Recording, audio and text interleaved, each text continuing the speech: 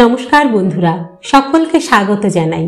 আমি রাকা আর আপনারা শুনছেন ইউটিউব চ্যানেল কথা ও কাহিনী বাই রাকা। বন্ধুরা, আজ আমি আবারও চলে এসেছি আমার গল্পের সম্ভার নিয়ে। আজ শোনাব শ্রদ্ধেয়া সাহিত্যিক সুচিত্রা ভট্টাচার্যের একটি জনপ্রিয় ছোট গল্প সামনে সমুদ্র।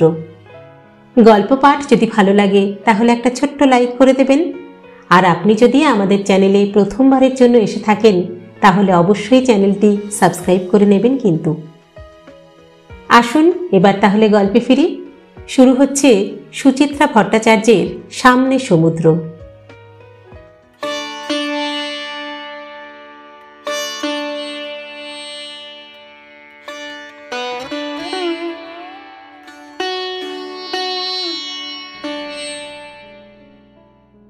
রাত্রে খাবার টেবিলে কথাটা পারল শ্রাবণী। তাতারের গরমের ছুটি তো শেষ হয়ে এলো, চলো না কোথাও একটু বেরিয়ে আসি। ধীমান রুটির সঙ্গে গোগ্রাসে একটা টিভি সিরিয়াল গিলছিল। নায়িকা গুপ্ত প্রেমিকের সঙ্গে অভিসার সেরে বাড়ি ফিরেছে। বাইরে থেকে কলিং বেল বাজিয়ে চলেছে অবিরাম। কেউ দরজা খুলছে না। মরিয়া হয়ে দরজায় জোর ধাক্কা দিতেই দরজা হাট। ড্রয়িং রুমের সোফায় গুলি খেয়ে পড়ে আছে নায়িকার স্বামী। এমন রুদ্ধশ্বাস সময়ে শ্রাবণীর বায়না ধীমানের কানে যাওয়ার কথা নয়, গেলেও না। কিন্তু তাতার ছাড়বার পাত্র নয়। কদিন আগেও তাকে সকাল সকাল খাইয়ে ঘুম পাড়িয়ে দিত শ্রাবণী। আজকাল সে বাবা মার সঙ্গে খাবার টেবিলে বসবেই, আগে খাওয়া হয়ে গেলেও। সে ধীমানের হাত ধরে ঝাঁকালো। হ্যাঁ বাবা, চলো না। টিভি থেকে চোখ সরালো না ধীমান। কোথায় যাবি? ওই যে মা বলল কোথাও একটা বেরিয়ে আসি। পর্দায় পুলিশ।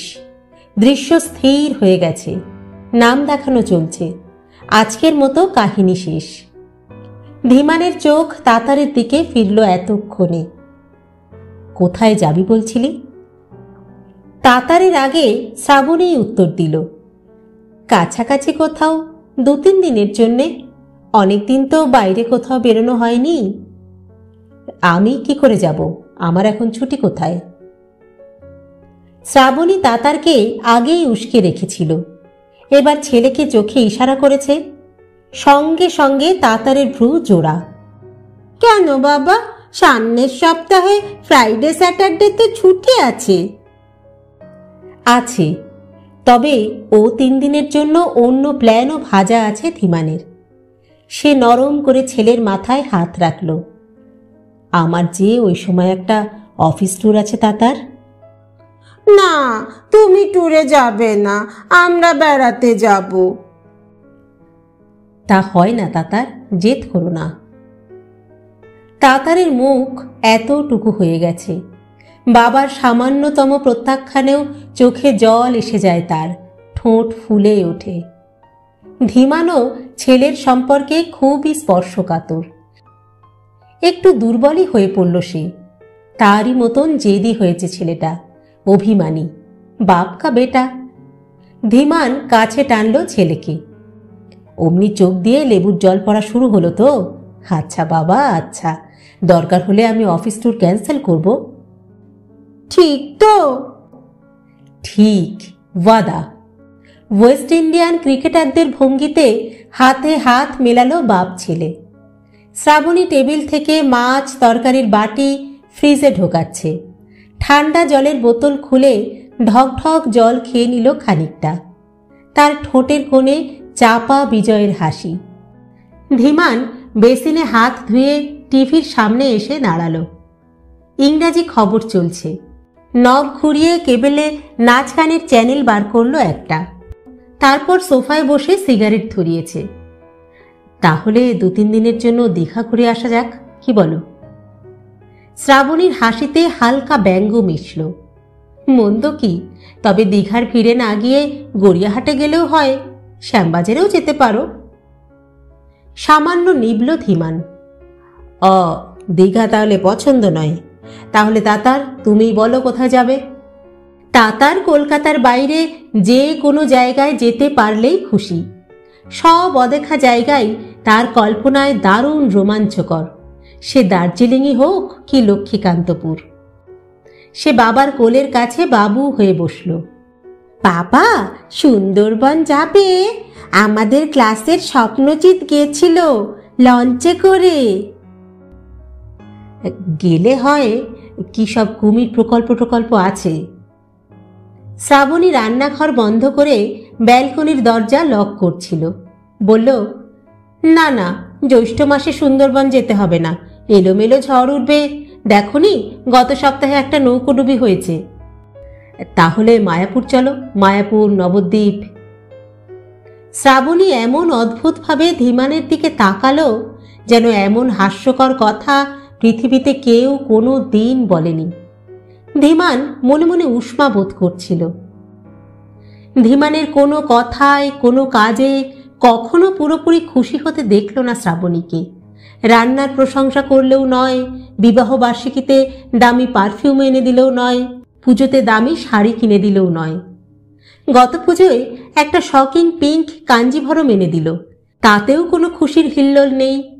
2200 টাকা দাম জানা সত্ত্বেও দিব্যি ঠান্ডা গলায় বলে দিল, এত দামি শাড়ি কিনতে গেলে কেন? আমি আর বেরোই বা কোথায়? অসহ্য অসহ্য অসহ্য লাগে ধীমানের।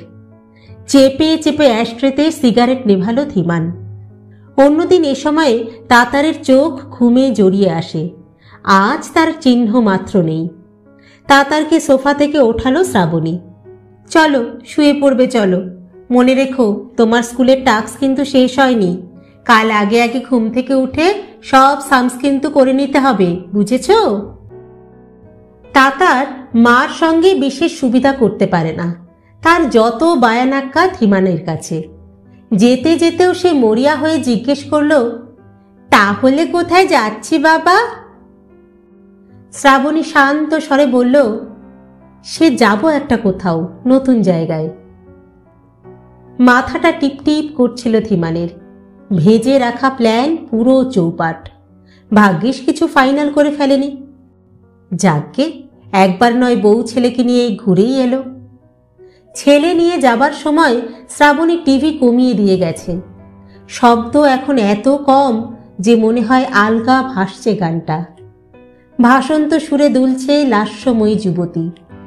ধীমান সেদিকে তাকিয়ে অন্যমনস্ক বারবার, ছুটিটা মারা গেল, ছুটিটা মারা গেল, ছুটিটা মারা গেল। শোয়ার ঘরের দরজা আস্তে টেনে শ্রাবণী ফিরেছে ধীমানের কাছে। ধীমান সামান্য অবাক। ছেলেকে শোয়াতে গিয়ে শ্রাবণী সাধারণত আর পারে না, নিজেও শুয়ে পড়ে, আর শুলেই সঙ্গে সঙ্গে ঘুম ছেলে আঁকড়ে। ঘাড় ঘুরিয়ে ধীমান প্রশ্ন করল, কিছু বলবে? শ্রাবণী সোফায় হেলান দিল। তাড়া নেই, তোমার নাচ গান শেষ হোক। শব্দহীন বসে আছে দুজনে। 1 মিনিট, 2 মিনিট, 5 মিনিট। শ্রাবণী বুঝি এভাবেই বসে থাকতে পারবে অনন্তকাল। ধীমান ক্রমশ চাপ অনুভব করছিল, চোরা মানসিক চাপ। অধৈর্য পায়ে নিজেই গিয়ে টিভি বন্ধ করে এলো। বোর করো না, বলো কি বলবে। শ্রাবণী মিটিমিটি হাসছে। জায়গা ঠিক করে উঠতে পারলে না তো?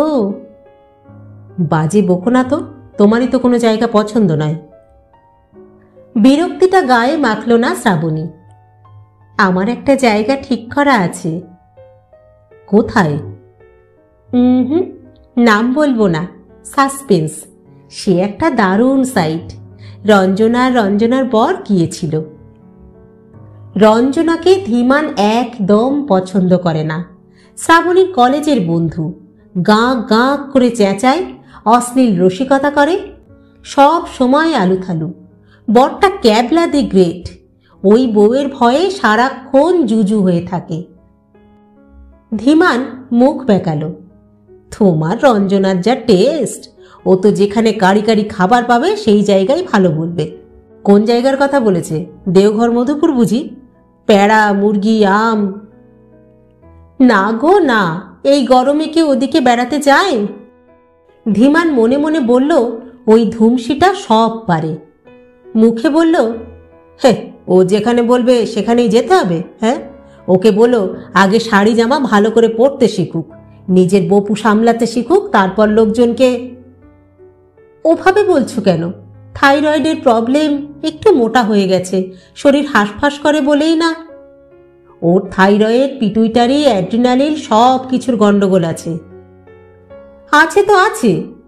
শ্রাবণী উত্তেজিত হতে গিয়েও সামলে নিল নিজেকে।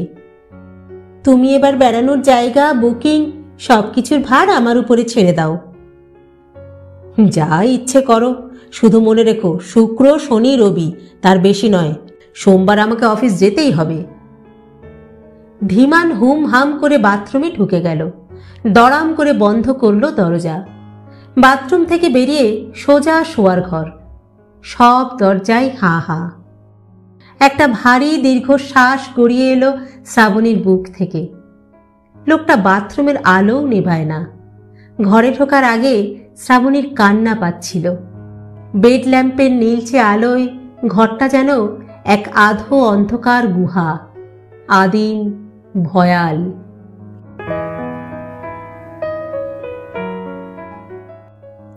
বিছানা ছাড়ার পর থেকেই নানা ফরমায়েশে মশগুল থাকে ধীমান। মুখ ফুটে বলার দরকার নেই, মনে মনে ভাবলেই যথেষ্ট।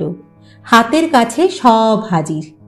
অন্তত 3 কাপ চা, হালকা কিছু পছন্দসই ব্রেকফাস্ট, বাজার এনে ফেলতে না ফেলতেই সামনে শেভিং সেট, 9:30টার মধ্যে ভাত, নিখুঁত নিভাঁজ শার্ট প্যান্ট, ঘামের গন্ধহীন মোজা, প্রতিদিন আলাদা আলাদা রুমাল। এত নিঃশব্দে ধীমানের হাতে পৌঁছে যায় সবকিছু যে সেখানে শ্রাবণীর অস্তিত্বটাই পৃথক করে টেরই পাওয়া যায় না। বাতাসের মতো শ্রাবণী যেন ছড়িয়ে আছে গোটা সংসারে, অবয়বহীন কিন্তু আছে। ধীমান ছাড়াও সংসারে তার কাজ কম নয়। ছেলের পড়াশুনো, বই খাতা গোছানো, 9টার মধ্যে ছেলেকে স্কুলের জন্য তৈরি করা, ছেলের টিফিন, কাজের লোকের সঙ্গে ক্রমাগত লেগে থেকে প্রতিটি খুঁটিনাটি সামলানো, রান্না বান্না, সব মিলিয়ে সংসারটাকে তেল মোবিল খাওয়ানো এক মসৃণ যন্ত্রের মতো চালানো। দেখলে মনে হয় যন্ত্রটা কেউ চালাচ্ছে না, নিজে নিজেই চলছে যন্ত্র। এত হুড়োহুড়ির মধ্যে সকালে কথাটা আর উঠলই না। অফিস গিয়ে বেড়ানোর প্রসঙ্গটা বেমালুম ভুলে গেল ধীমান। সে একটা বহুজাতিক প্রতিষ্ঠানের মাঝারি মাপের অফিসার। সকালে যথেষ্ট কাজে ব্যস্ত থাকতে হয় তাকে। বিকেলের দিকে একটু স্বাধীনভাবে হাত পা মেলার সুযোগ পায়। সেই সময়ে হয়তো মনে পড়ত, কিন্তু আজ একটা বিশ্রী ঝামেলায় ফেসে গেল। 4টে নাগাদ ফ্যাক্টরি থেকে জরুরি মেসেজ, তারাতলার কারখানায় একটা অ্যাক্সিডেন্ট হয়েছে। জিএম এর order, Dhiman should tackle the situation. ফ্যাক্টরিতে গিয়ে দেখল সে এক রক্তারক্তি কাণ্ড। ক্রেন ওয়ার ছিঁড়ে 2 জন শ্রমিক প্রচণ্ড আহত। তাদের নিয়ে তক্ষুনি হাসপাতালে দৌড়ানো, চিকিৎসার ব্যবস্থা করা, পুলিশের হ্যাপা সামলানো, সব সেরে বাড়ি ফিরল 9টার পর। তখন আর ধীমানে নেই। তাতার বসে বসে কমিক্স পড়ছিল। বাবাকে দেখে ছুটে এসেছে ড্রয়িং স্পেসে। সব ঠিক হয়ে গেছে বাবা, ফাইনাল। ধীমানের শরীর সোফায় এলানো, শ্রান্ত মগজ কোনো শব্দই গ্রহণ করেনি। শ্রাবণী টেবিলে ঠান্ডা জল রাখল। আহ তাতার, বাবাকে রেস্ট নিতে দাও। এক চুমুকে জলটুকু শেষ করল ধীমান। বুকের দুদিকে বোতাম খুলে দিল, আর মোড়া ভাঙল। বাবা আজ এসেছিল? হ্যাঁ, বিকেলে। তোমার জন্য অনেকক্ষণ অপেক্ষা করে চলে গেলেন। আমাকে দিয়ে কি হবে? আশীর্বাদের দিন ঠিক হয়েছে? হয়েছে, সামনের বুধবারের পরের বুধবার। শ্রাবণী সামান্য ইতস্তত করল। বাবা বোধহয় আরো কিছু বলতে চাইছিলেন। কি আর বলবে? ধীমান কাঁধ ছাকালো। টাকা? ছোট ছেলের নতুন চাকরি, জমানো টাকা নেই, তুই বড় ভাই, একমাত্র বোনের বিয়ে, আমি তো বুড়ো মানুষ, কত দিক সামলাবো। কথাগুলো তো মিথ্যে নয়। শ্রাবণী টেবিল থেকে গ্লাস তুলে নিল। আলাদা থাকলেও কিছু দায় দায়িত্ব তো রয়েই যায়। দায় দায়িত্ব না হাতি, শালা বড় হয়ে ফেসে যাওয়া। ধীমান মনে মনে গজগজ করল। মুখে বলল, রোজগার তো আর করতে হয় না, বুঝবে কি করে যে কত ধানে কত চাল? তাতারের এত কুটকাচালি পছন্দ হচ্ছিল না। অস্থিরভাবে বলল, বাবা আমার কথা শোনো, বাবা, ও বাবা। তাতারকে কোলে টানল ধীমান। কি বাবা? বাবার কানের কাছে মুখ নিয়ে গেল তাতার। মা জায়গা ঠিক করে ফেলেছে। ধীমান চোখ নাচালো। কোথায়? পৃথিবীর ভিতরে তো। উড়িষ্যা। হ্যাঁ, দুদিনের জন্য উড়িষ্যা? তোর মা পারেও বটে। তা উড়িষ্যার কোথায়? শিমলিপাল, কেওনঝাড়, না একদম চিল্কা? বিদ্রুপটা বুঝল না তাতার। সমান উৎসাহে বলে চলেছে, হলো না, হলো না, তুমি ফেল। বলতে বলতে দৌড়ে ঘর থেকে একটা হলুদ কাগজ নিয়ে এসেছে। এই দেখো হোটেলের বুকিং। ছেলের হাত থেকে অলস মুখে কাগজটা নিল ধীমান। ভাঁজ খুলতেই সহসা বিদ্যুৎ স্পৃষ্ট। সমস্ত স্নায়ু মুহূর্তের জন্য বিকল, নিঃশ্বাস বন্ধ। লাল লাল লেখাগুলো চোখের সামনে কাঁপছে আগুনের শিখা হয়ে। ক্যাসরিনা হলিডে রিসর্ট, চাঁদিপুর।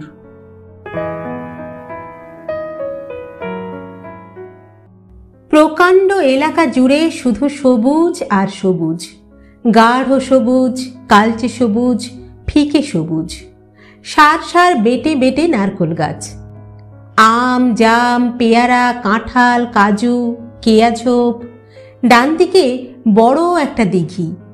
গাছগাছালির ফাঁকে ফাঁকে ছড়িয়ে ছিটিয়ে বেশ কিছু খড়ে ছাওয়া কুঁড়ে ঘর। লাল মোরাম বিছানো সরু সরু রাস্তা সাপের মতো এঁকে বেঁকে চলে গেছে এক একটা কুঁড়ে ঘরের দিকে। গাছ আর আগাছায় গোটা চত্বর জুড়ে হালকা অরণ্যের আভাস। তাতার খুশিতে হাততালি দিয়ে উঠল। কোন কুঁড়ে ঘরটায় আমরা থাকবো গো বাবা? ধীমান অটোরিকশার ভাড়া মেটাচ্ছিল। আলগোছে ছেলের চুল ঘেঁটে দিল।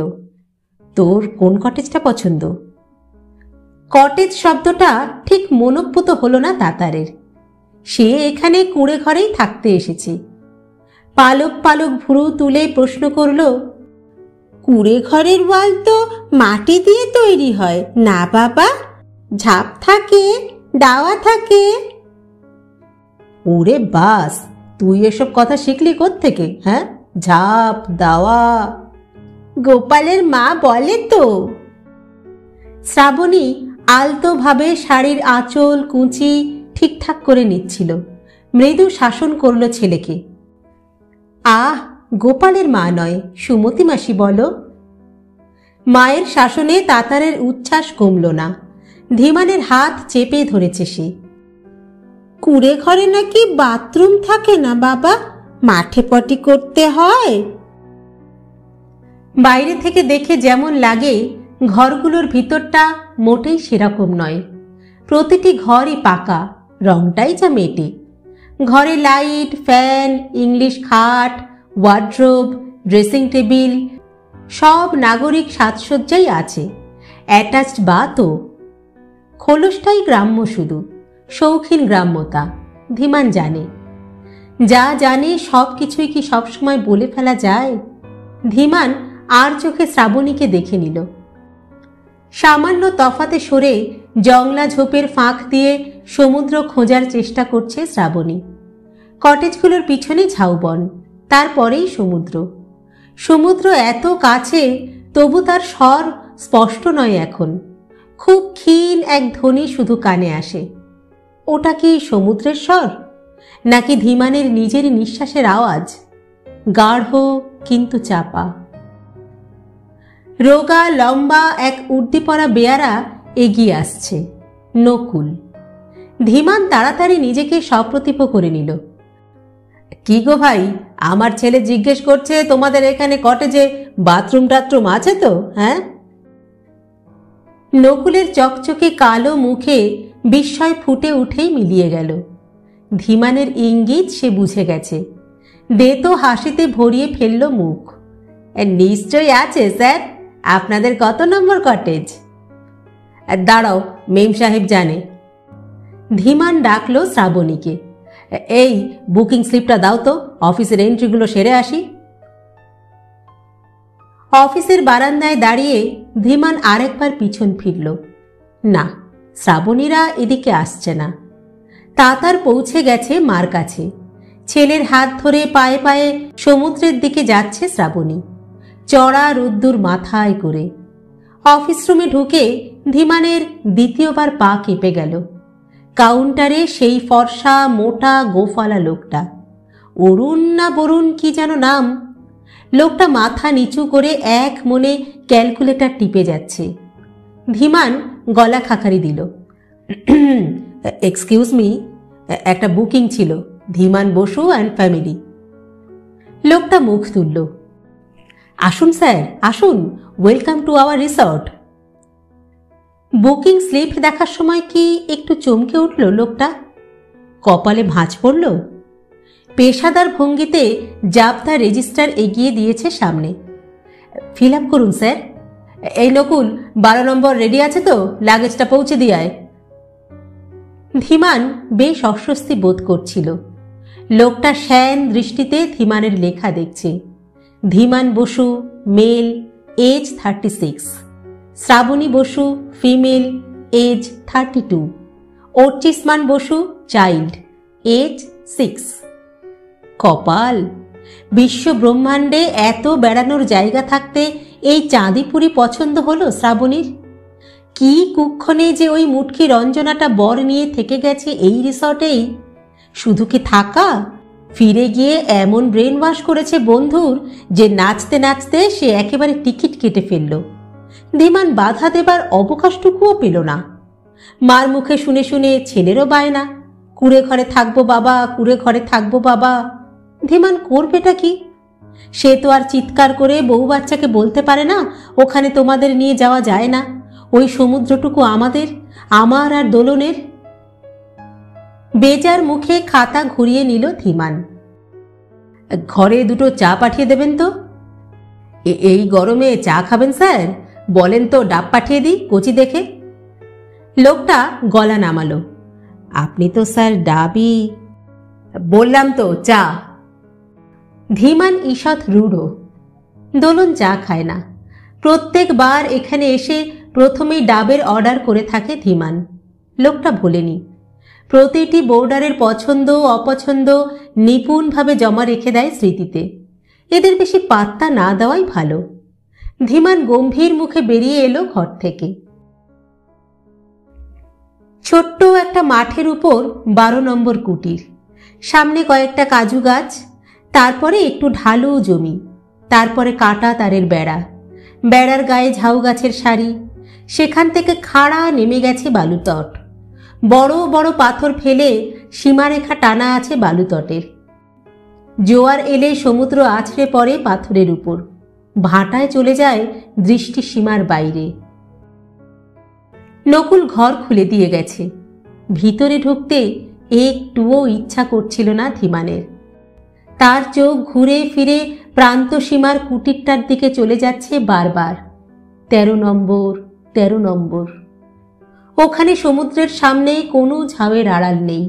সমুদ্র ওখানে সম্পূর্ণ অবারিত, নগ্ন নির্জন। ধীমান সম্মোহিতের মতো 13 নম্বরের দিকে এগিয়ে গেল। ঘরের দরজায় তালা। সম্ভবত কোনো বোর্ডার নেই। তাতে কিছু আসে যায় না ধীমানের। তার কাছে ঘরটা সব সময়ই উন্মুক্ত। ও ঘরের প্রতিটি খাঁজ, দাগ, কোণ, অনুকোণ বড় বেশি চেনা, মুখস্থ। দোলনের শরীর যেমন, দোলনের নির্লোভ ফর্সা দুটো পা। দরজার দুপাশে দুটো সিঙ্গল বেড খাট।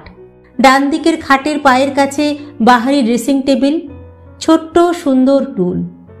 দোলনের ডান উরুতে কালচে বাদামি জুড়ুল। বাঁ দিকের কোণে দেওয়াল আলমারি।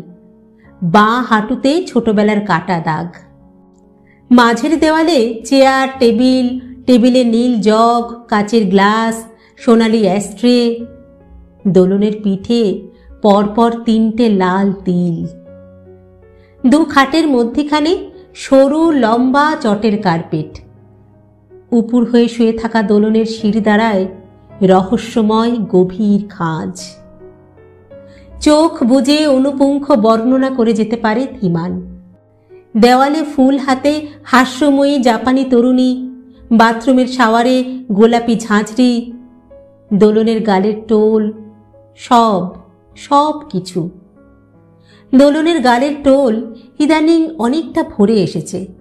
সম্প্রতি চশমা নেবার পর মুখটা একটু অন্যরকম। শাওয়ারের ঝাঁঝরির রংটা কি বদলেছে? গোলাপি থেকে শ্যাওলা সবুজ অথবা গাঢ় নীল? মনে হয় না। 2 বছরে এই রিসর্টের কোনো কিছুই তেমন বদলাতে দেখেনি ধীমান, ভিতরেও বাইরেও। সামনের কাঁটা তারের বেড়াটা প্রথম দিনের মতোই ভাঙা ভাঙা। একটা জায়গা তো পুরো খুলে পড়েছে। ওই কাঁটা তারের ফাঁক দিয়েই প্রথমবার সমুদ্রে নেমেছিল দোলন। লাফিয়ে পাথরে নামতে গিয়ে পা কেটে গিয়েছিল অনেকটা, হয়তো প্রথমবার বলেই। ধীমান খুব চোটপাট করেছিল ম্যানেজারের উপর। কাঁটাতারের বেড়াটা আপনারা সারাতে পারেন না? হ্যাঁ, ওটা ঠিকমতো বাঁধা থাকলে লোকজন ওখান দিয়ে নামতেও পারে না, আর অ্যাক্সিডেন্টের চান্সও কমে যায়।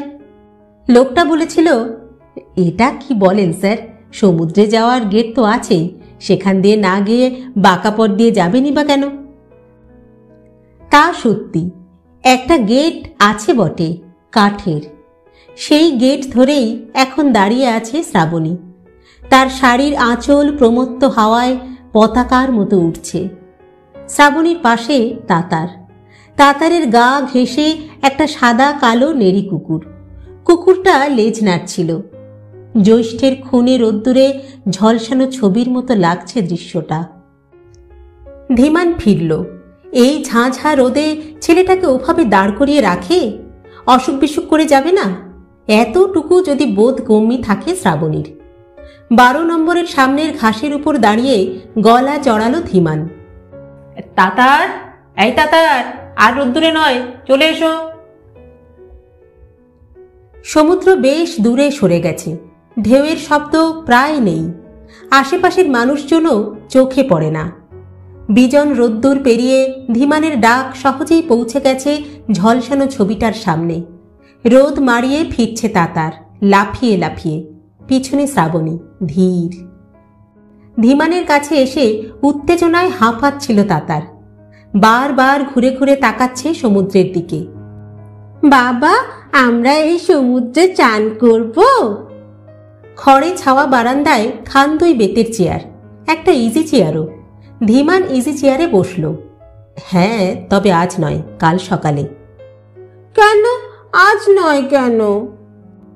দেখছো না, এখন সমুদ্র চলে যাচ্ছে। কাল সকালে বড় বড় পা ফেলে আমাদের কাছে চলে আসবে, তখন নামবো আমরা।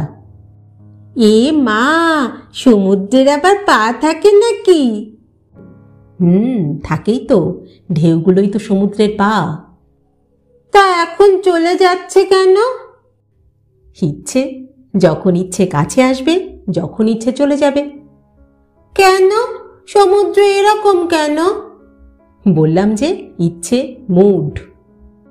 তবে যে মা বলল সমুদ্রটা এখানে একটা খাড়ির মতো, পাড় ভেঙে ভিতরে চলে এসেছে, জোয়ারে জল বাড়লে এগিয়ে আসে, ভাটায় চলে যায়। খাড়ি, জোয়ার, ভাটা, এভাবে সমুদ্রকে দেখতে অভ্যস্ত নয় ধীমান। তার কাছে সমুদ্র সমুদ্রই, অনন্ত, বিশাল, আনন্দ, একটা কল্পনা। পায়ের উপমাটা অবশ্য দোলনের। ধীমান দোলনের চেয়েও কল্পনাপ্রবণ। শ্রাবণীর এতটুকু কল্পনা শক্তি নেই। সব রঙিন কল্পনাকেই শ্রাবণী ঘুরিয়ে ফিরিয়ে যুক্তির পাতায় নিয়ে আসতে চায়। বিরস মুখে ছেলেকে কোলে টানল ধীমান। তোমার মা যা বলেছে সেটাই ঠিক। সঙ্গে সঙ্গে প্রশ্নের উৎসাহ বেড়ে গেছে তাতারের। সমুদ্রের রং এখানে এমন ঘোলা থাকে কেন বাবা? সমুদ্রের রং তো নীল হয়। এখানেও নীল হয় শীতকালে। বলতে গিয়েও হোঁচট খেল ধীমান। শ্রাবণী পাশের চেয়ারে বসে আঁচলে ঘাম মুছছে। ধীমান কথাটা ঘুরিয়ে নিল। সমুদ্র সব জায়গাতেই শীতকালে বেশি নীল। শ্রাবণী বলল, আমার কিন্তু বাপু এই সমুদ্রটাই বেশি ভালো লাগছে, নীল সমুদ্র যেন বড় বেশি ছবি ছবি। ধীমান সাবধান হয়ে গেছে, খানিকটা তেল দেওয়ার ভঙ্গিতে বলল, তোমার রঞ্জনার এই একটা টেস্টেরই তারিফ করতে হয়, জায়গাটা মার্ভেলাস। বাধা ধরা হোটেল বিল্ডিংয়ে না থেকে একটু সুন্দর আলাদাভাবে থাকা, গিজগিজে ভিড় নেই, দীঘাপুরীর মতো, কি আরাম। শ্রাবণী ঘরে যাচ্ছিল, দরজায় দাঁড়ালো, তরল স্বরে বলল, না এলে এমন স্বর্গ তুমি মিস করতে তো। চা এসে গেছে, নকুল নয়, টেরা মেঘনাদ পর থেকে চা ঢেলে দিল দুজনকে। আপনাদের মিলটা বলে দেবেন স্যার? মেঘনাদের মুখের দিকে তাকালো না ধীমান। কি পাওয়া যাবে? Fish, chicken. আমি চিকেন খাবো বাবা। তাহলে 3টে চিকেনই বলে দিই, কি বলো? শ্রাবণী কাপ হাতে বাইরে এলো। আমি মুরগি খাবো না, মাছ। জানা কথা, শ্রাবণীর সঙ্গে ছোটখাটো পছন্দগুলোও আর মিলতে চায় না আজকাল। ধীমান যদি মাখন চায়, শ্রাবণী চাইবে জ্যাম জেলি। শ্রাবণী দেওয়ালে ক্রিম রং চাইলে হালকা নীল ভালো লাগতে থাকে ধীমানের। একমাত্র ছেলের সঙ্গেই ধীমানের যা মতের মিল, ওই ছেলের টানেই না শ্রাবণীর সঙ্গে সম্পর্কটা জিইয়ে রাখা।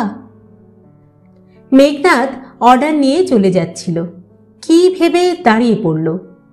খাবার কি রুমে দিয়ে যাব স্যার? কেন রুমে কেন? তোমাদের ডাইনিং হল আছে না? সে তো আছেই। মেঘনাদের মুখ হাসি হাসি। অনেকে তো রুমে খাওয়া পছন্দ করে, তাই বলছিলাম। মেঘনাদের হাসিতে কি বিদ্রূপ! ধীমানের কান মাথা ঝাঁঝা করে উঠল। শেষে বেয়ারা বাবুর্চিদের খোঁচাও হজম করতে হবে তাকে। অকারণে রুক্ষ হলো ধীমান। অনেকে পছন্দ করতে পারে, কিন্তু আমরা করি না, বুঝেছ? মেঘনাদ কথাটা বুঝল, রুক্ষতাটা নয়। একইভাবে হাসছে। কটা নাগাদ খেতে আসছেন স্যার? শ্রাবণীর চোখে কৌতুক। কেন গো, সেই জেনে তবে রান্না বসাবে? আমরা ছাড়া আর কোনো বোর্ডার নেই বুঝি? তেমন আর কই, গত সপ্তাহেও সব ফুল ছিল।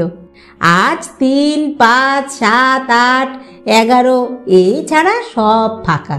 কাল আবার আসবে। গুম গুম একের পর এক কয়েকটা চাপা আওয়াজ হলো। তাতারের চোখ পলকে গোল গোল। কিসের শব্দ বাবা? সমুদ্র পাড় ভাঙছে? দূর বোকা। শ্রাবণী হেসে ফেলল।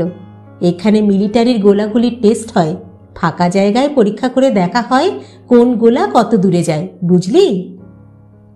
আগুন জ্বলে? কে জানে, হয়তো জ্বলে, হয়তো জ্বলে না। শ্রাবণী ঘরে চলে গেল। তাতার ঢাল বেয়ে নেমে গেছে কাঁটা তারের কাছে, 13 নম্বরের সামনে। দুহাতে লগবগে খুঁটিটা ধরে নাড়াচ্ছে প্রাণপণ। একটা কাঠঠোকরা অনেকক্ষণ ধরে এক টানা শব্দ বাজিয়ে চলেছে। পাশের ঝাঁকড়া গাছেই কোথাও লুকিয়ে আছে পাখিটা। দেখা যায় না তাকে, শুধু শব্দ শোনা যায়, ঠক ঠক ঠক ঠক। শ্রাবণী ঘরে টুকটাক গোছানোর কাজ সারছে। সাবান, শ্যাম্পু, তোয়ালে, চিরুনি রাখল জায়গা মতো। ধীমানের পাজামা পাঞ্জাবি বিছানার উপর, তাতারের জামা প্যান্টও। শাড়ি জামা কাঁধে ঝুলিয়ে বারান্দায় এলো। তাতার, চান করবে এসো। বাবা থাকলে তাতার মার কথা কানেই তোলে না। শ্রাবণী আবার ডাকল, তাতার, তাতার, 1টা বাজে, আর হুড়োহুড়ি নয়। ধীমান ঝাউবনের ফাঁক দিয়ে সমুদ্র দেখছিল। সমুদ্র এখন খুব দ্রুত পিছোচ্ছে। মধ্যাহ্ন সূর্যের দাপটে চতুর্দিক কেমন ধোঁয়া ধোঁয়া। এক টানা তাকিয়ে থাকলে ঘোর লেগে যায়। সজোরে মাথা ঝাঁকিয়ে ঘোরটা কাটালো ধীমান। যাও না, নিজে গিয়ে ধরে নিয়ে এসো না, কাঁটায় হাত পা কাটবে যে। এই কদিন আগেই তো কাছে পা কেটে এলো। উমা, তোমার মনে আছে? শ্রাবণী হঠাৎই যেন থমকেছে। ধীমান চুপ করে গেল। ছেলের কিছু হলে শ্রাবণীকে একাই ছুটোছুটি করতে হয়, সে স্কুলেই হোক কি ডাক্তারখানায়। সে কথাটা আকারে ইঙ্গিতে মাঝে মাঝেই ধীমানকে স্মরণ করিয়ে দেয় শ্রাবণী। ধীমান গায়ে মাখে না, কিন্তু এই মুহূর্তে কথাটা বুঝি একটু বিঁধল তাকে। পিছনে 7 আর 8 কটেজ দুটোতে এক দঙ্গল লোক ফিরেছে কত্থুকে। হঠাৎ হৈ হৈ কোলাহলে পাশের গাছের কাঠঠোকরাটা চমকে থামল। এতক্ষণের নির্জনতাটা ছিঁড়ে গেছে।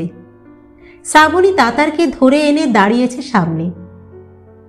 ওই কটেজটা কি দারুণ, তাই না গো? সামনেটা পুরো ফাঁকা, ঘর আর সমুদ্র, মাঝখানে আর কিচ্ছু নেই। ধীমান প্রাণপণ চেষ্টায় 13 নম্বরের দিকে উদাস তাকালো। তবে একটু বেশি ফাঁকা।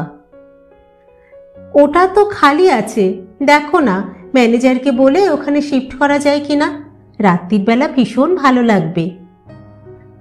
দূরে আবার গোলা পতনের শব্দ। ধীমানের গলা কেঁপে গেল। না, অত ফাঁকা ভালো না, রাতে সাপখোপ বেরোতে পারে।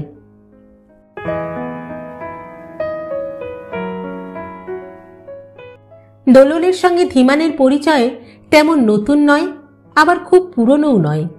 ধীমানদের অফিসের ফ্লোরেই LICর একটা ব্রাঞ্চ আছে, সেখানে প্রায়ই আসতো দোলন, বছর 3 আগে। লিফটে, করিডোরে, গেটে বেশ কয়েকবার চোখে পড়েছিল ধীমানের। চোখে পড়ার মতোই চেহারা, বাঙালি মেয়েদের তুলনায় দীর্ঘাঙ্গী, ছিপছিপে কিন্তু ভরাট স্বাস্থ্য, স্নিগ্ধ মুখশ্রী, টানা টানা চোখ, মসৃণ ত্বক। বয়স বড় জোর 24-25। একবার তাকালে দ্বিতীয়বার চোখ চলে যাবেই। সুযোগ বুঝে একদিন আলাপও করে ফেলল ধীমান।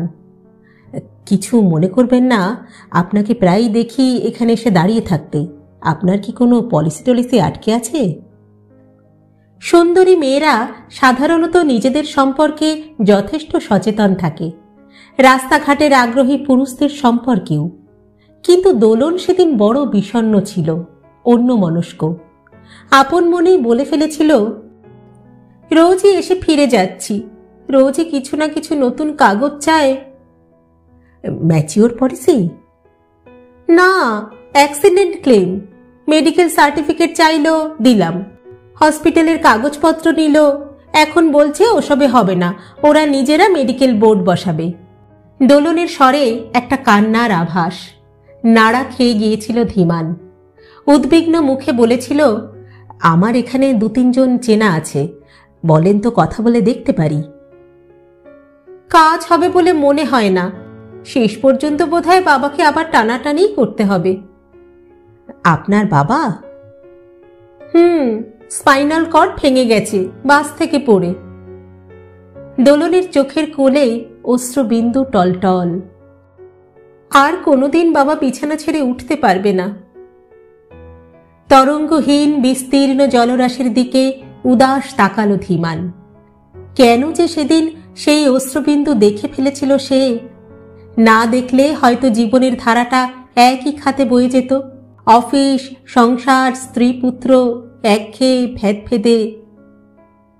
বিকেলে সমুদ্র বহু বহু দূরে সরে গেছে, পড়ে আছে শুধু একটা শান্ত জলস্তর। এখন অগভীর, কোথাও পায়ের চেটোটুকু ডোবে, কোথাও গোড়ালি, কোথাও হাঁটু। দিকহীন বাতাসে জলস্তর কাঁপছে মৃদু মৃদু। ভেজা বালি কখনো পাথরের মতো কঠিন, কখনো বা পিছল কাদা। কিনারের কাছে পরপর 2 কালো খুঁটি, জলে আধ ডোবা। খুঁটিতে বসে সমুদ্রকে পাহারা দিচ্ছে গোটা কয়েক স্থির বক, তাদের ডানায় পড়ন্ত সূর্যের আলো। তাতার আর শ্রাবণী হাঁটতে হাঁটতে অনেকটা এগিয়ে গেছে। তাতার মাঝে মাঝে লাফিয়ে জলে চলে যাচ্ছে দৌড়তে দৌড়তে, ফিরছে বালিতে। শ্রাবণী কোমর নুইয়ে ঝিনুক কুড়িয়ে চলেছে ক্রমাগত। অসংখ্য ঝিনুক ছড়িয়ে আছে সিক্ত বেলায়। বড় সড়ো একটা কালচে কাঁটার কঙ্কাল কুড়িয়ে তাতার দৌড়ে এলো। এটা কি বাবা? ধীমান ভালোভাবে নিরীক্ষণ করল। বোধহয় শঙ্কর মাছ। শঙ্কর মাছের তো লম্বা লেজ থাকে, চাবুক হয়। ধীমান হাসল। চাবুকটা খসে গেছে। আমি এটা বাড়ি নিয়ে যাব বাবা। ইস! ধীমান নাক কোঁচকালো। পচা গন্ধ বেরোচ্ছে, কটেজে নিয়ে গেলেই পিঁপড়ে লেগে যাবে। না, আমি এটা নিয়ে যাব, রোদ্দুরে শুকিয়ে নেব। কঙ্কালে লেগে থাকা পচা গলা অবশেষ শুধু শুকিয়ে নিলেই শুদ্ধ হয় না, পচা অংশ নির্মম হাতে ছেঁচে ফেলে দিতে হয়। এটা নিয়ে তুই কি করবি? এটা আমার কালেকশন। আমি এটা রং করে একটা ডাইনোসর বানাবো। গোল গোল দুটো চোখ, ধারালো মাঝখানটা নাক। তাতার বক বক করে চলেছে তো চলেছেই। ধীমান শুনছিল না। নিজেকে বড় ক্লান্ত লাগছিল ধীমানের। দুপুরে খাওয়া দাওয়ার পর তাতার আর শ্রাবণী অনেকক্ষণ ঘুমিয়ে এখন তরতাজা। ধীমান শুতেই পারল না এক ফোঁটা। চোখ বুঝলেই সামনে দোলন, 13 নম্বর ঘর। ধীমান দাঁড়িয়ে পড়ল। এই, তোর মাকে জিজ্ঞেস করতো আর কদ্দূর হাঁটতে হবে, ঠ্যাং তো ছিঁড়ে গেল। তাতার দৌড়তে গিয়ে থমকে গেল। ঝাউবনের ফাঁকা দিয়ে এক পাল গরু নেমে এসেছে জনমানবহীন সৈকতে। তাদের গলার ঘণ্টি এলোমেলো বেজে উঠল টুংটাং।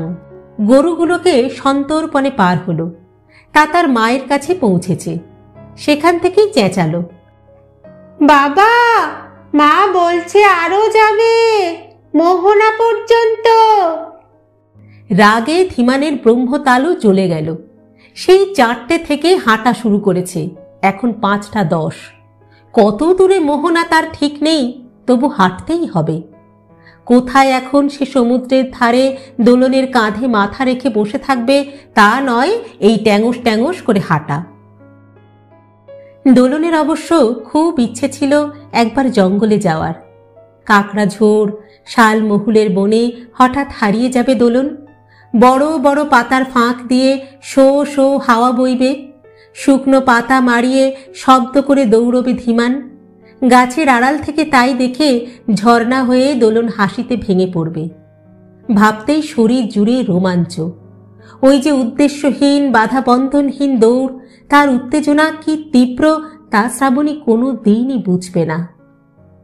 শ্রাবণী না হয় নিতান্তই উত্তাপহীন, মামুলি। এই উত্তেজনার অর্থ ধীমানই কি ছাই পুরোপুরি বোঝে? বুঝলে কি পরিণতিহীন সম্পর্ক টিকে থাকে এতদিন? না, ধীমান নিজেই নিজের চিন্তাটাকে মানতে পারল না। পরিণতি না থাক, সুখ আছে, রহস্য আছে। রহস্যই তো অদৃশ্য তন্তুতে বেঁধে রাখে সম্পর্ককে। রহস্য ছিঁড়ে গেলে পুরুষের কাছে নারী মেরমেরে জলু।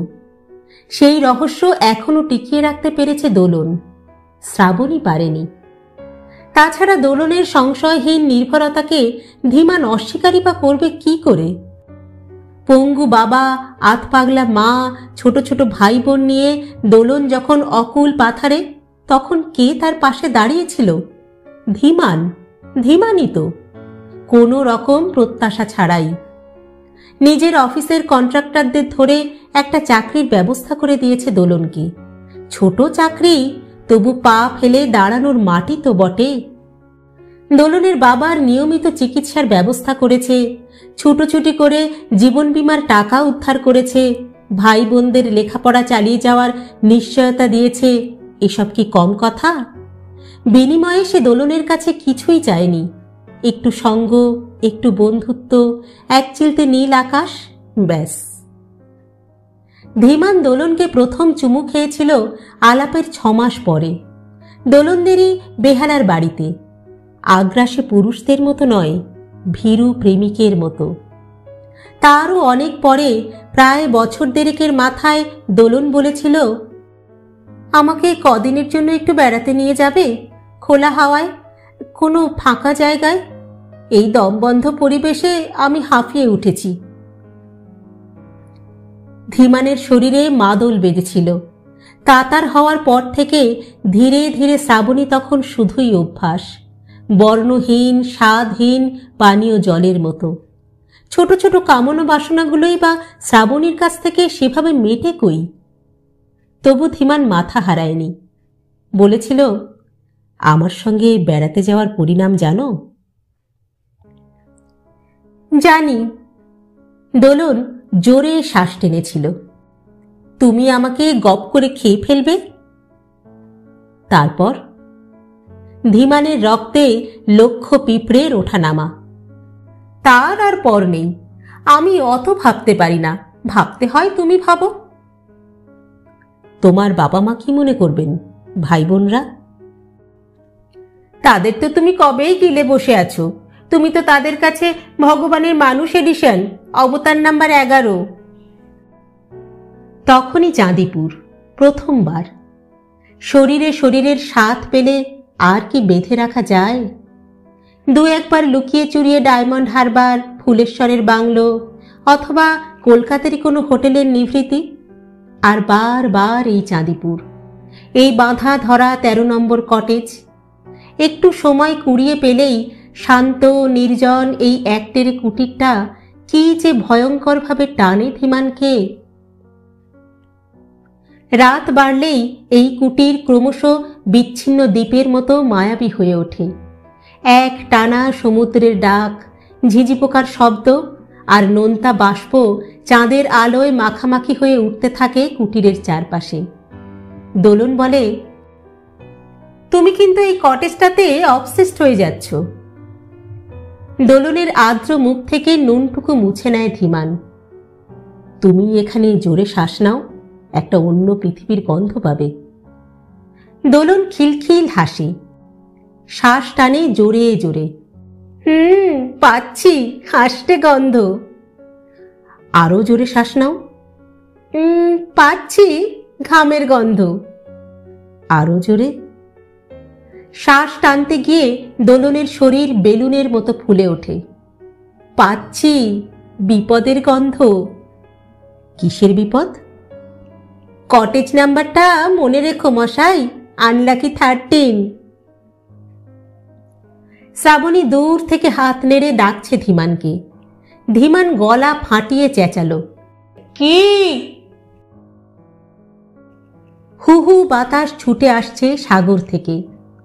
বাঁ দিকের ঝাউবনে আছড়ে পড়ে ঢেউয়ের মতো ভেঙে ভেঙে যাচ্ছে। ভাঙা বাতাস টলমল করছে পাড়ে। বাতাসের ওপার থেকে শ্রাবণীর গলা শুনতে পেল না ধীমান। শ্রাবণী তাতার একটা বাঁকের আড়ালে উধাও। দীর্ঘ পথ ফুরিয়ে এলো। সমুদ্রকে পাশে রেখে সামনে এখন বিশাল চওড়া এক চর, অন্য ধারে ছোট ছোট বালিয়াড়ি। ঝাউবন দূরে সরে গেছে। আরও সামনে চরের বুকে রূপলি পাতের মতো শুয়ে আছে বুড়িবালাম। এদিকটা ধীমান আগে কোনো বার আসেনি, আসার সময়ই হয়নি। যখন বাইরে সমুদ্র, ঘরে সমুদ্র, তখন কে ছোটে মোহনা খুঁজতে। আরও কিছুটা এগিয়ে বাঁকটুকু পেরোতেই ধীমান সম্পূর্ণ স্থাণুবৎ। বালির বুকে যত দূর চোখ যায় শুধু লাল ফুলের বাগিচা। ফুল নয়, কাঁকড়া। হাজারে হাজারে লাখে লাখে লাল কাঁকড়া ফুল হয়ে ফুটে আছে বালির বুকে। ধীমান মুগ্ধ চোখে দৃশ্যটা দেখছিল। এত হেঁটেও তাতারের প্রাণশক্তি নিঃশেষ হয়নি। সে এক বিচিত্র খেলায় মেতে উঠেছে। কাঁকড়াগুলোর দিকে এক পা এগোয়, সামনের এক রাশ লাল ফুল বালিতে মিলিয়ে যায়। আবার এক পা এগোলো, আরেকটা ঝাঁক নেই। আরেক পা এগোতে পিছনের ফুলেরা আবার ফুটফুট করে ফুটেছে বালিতে। সামনের লাল ফুল মুখ লুকোলো। তাতার যেদিকে ছোটে মিলিয়ে যায় রক্তকুসুম, অন্যদিকে জেগে ওঠে ঝাঁকে ঝাঁকে। পলকের জন্য ধীমানের বুক কেঁপে উঠল। কাদের ওভাবে তাড়া করে বেড়ায় তাতার? কাঁকড়া, নাকি নিজেরই কয়েকশো কোটি সুপ্ত কামনা বাসনা সামান্য বিপদের গন্ধ পেয়ে আড়ালে লুকোয়? সুযোগ পেলেই আচ্ছন্ন করে রাখে গোটা মনটাকে।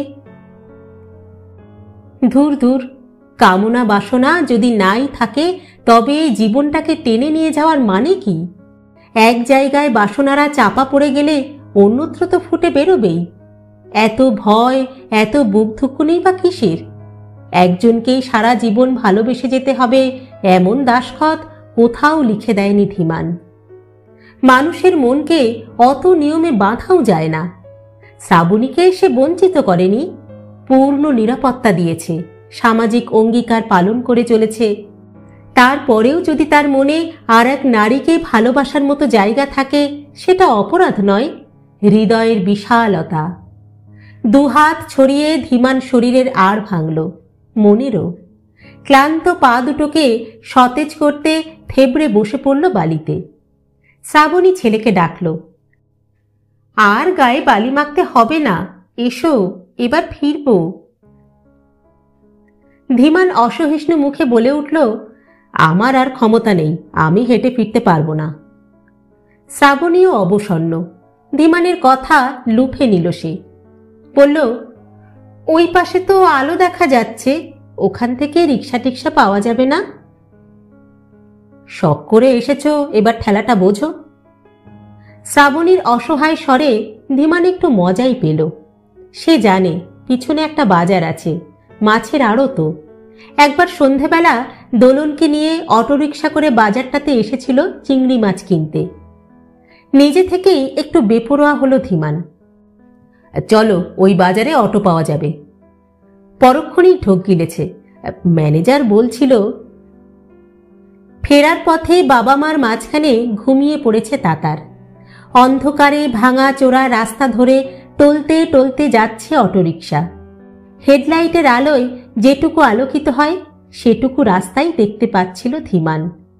দুধারে ঘন কালো কেয়াঝোপ।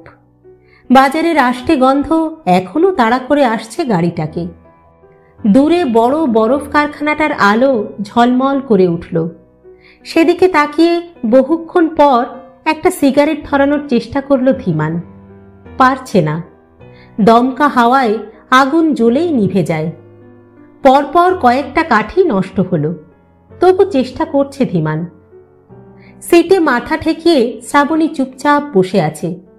হঠাৎ বলে উঠল, তোমার সঙ্গে আমার একটা কথা ছিল। ধীমানের হাত থেকে দেশলাইটা খসে পড়ে গেল। শ্রাবণী দেখেও দেখল না। তার চোখ বাইরে স্থির। রূপলী নদী অন্ধকারে আবার ফিরে এসেছে পাশে, সঙ্গে সঙ্গে চলেছে। মাঝে মাঝে নদীতে আলোর বিচ্ছুরণ। নদী জলে থই থই রূপলী পাত এখন দুঃখী, ছলছল। শ্রাবণী নদী দেখছিল।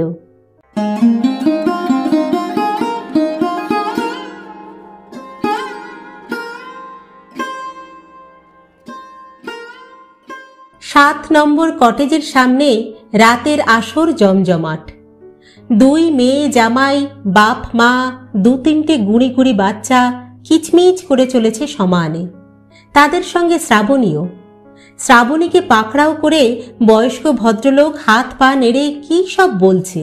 সকলে হেসে খুন। মত্ত বাতাস ঝিম মেরেছে সহসা। সঙ্গে সঙ্গে একটা সামুদ্রিক গরম ঝাঁঝিয়ে উঠেছে, ঝাপসা, চিটচিটে। ধীমান বারান্দায় বসে ঘামছিল। যতটা না গরমে, তার চেয়েও বেশি পরিশ্রমে। তাতার একবার ঘুমিয়ে পড়লে তাকে জাগায় কার সাধ্যি। ওই ছেলেকে কোলে করে ঘরে ফেরা, টানতে টানতে তাকে ডাইনিং হলে নিয়ে যাওয়া, সেখান থেকে কাঁধে করে এনে বিছানায় ফেলা, বাপস। তাতার কি আর আগের মতো সেই ছোট্টটি আছে যে ধীমান তাকে নিয়ে অবলীলায় ঘুরে বেড়াবে? ধীমান সামনের ঘাসে ইজি চেয়ারটা নামিয়ে নিল। অদূরে কালি মাখা ভূতের মতো নিঝুম আধারে দাঁড়িয়ে আছে 13 নম্বর কুটির। সেদিক থেকে জোর করে মুখ ফেরালো ধীমান। একটা সিগারেট ধরালো। শরীর মন সহজ করতে চাইছে। আবার শ্রাবণীর হাসি, বেশ জোরে।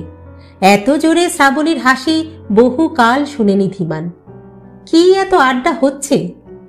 ধীমানকে ছেলের পাহারায় বসিয়ে সেই যে কাটল, আর কোনো হুঁশই নেই। নতুন করে বুকের কাঁটাটা খচখচ করে উঠল ধীমানের। তখন শ্রাবণী কি বলতে চাইছিল? একবার যখন বলতে গিয়ে থেমে গেছে, তখন ধীমান যেচে জিজ্ঞাসা না করলে আর বলবেই না। শ্রাবণীর স্বভাবটাই এরকম, ভয়ানক চাপা, এত চাপা যে ধীমানের কখনো কখনো ভীষণ অস্বস্তি হয়।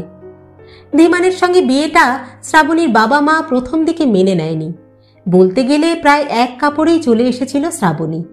তবু কোনো দিন বাবা মার জন্য তাকে মন খারাপ করতে দেখেনি ধীমান। হয়তোবা করেছে, ধীমানের সামনে নয়। অথচ শ্রাবণী ছিল বাবা অন্তপ্রাণ। সেই বাবার সঙ্গে সে দেখা করতে গেল বিয়ের 1.5 বছর পরে, বাবার হার্ট অ্যাটাকের খবর শুনে। এটাকে কি চাপা স্বভাব বলে, না জেদ? ধীমানের ঠিক মাথায় ঢোকে না। নকুল জগে রাতের জল দিতে আসছে। ধীমানকে দেখে চুপ করে দাঁড়িয়ে পড়ল। ধীমান আড়ে তাকালো। কিছু বলবে? লাগবে নাকি স্যার? নকুল মাথা চুলকোলো। ছোট আছে একটা ফরেন। নকুলকে ধমকাতে গিয়েও সংযত হলো ধীমান। সে নিয়মিত মদ খায় না, কিন্তু এখানে এলে ওটা তার চাই। দোলনও চুমুক দেয় তার গ্লাস থেকে। নেশায় দুজনেরই চোখ অল্প অল্প জড়িয়ে আসে, বিবেক সাফ হয়ে যায়।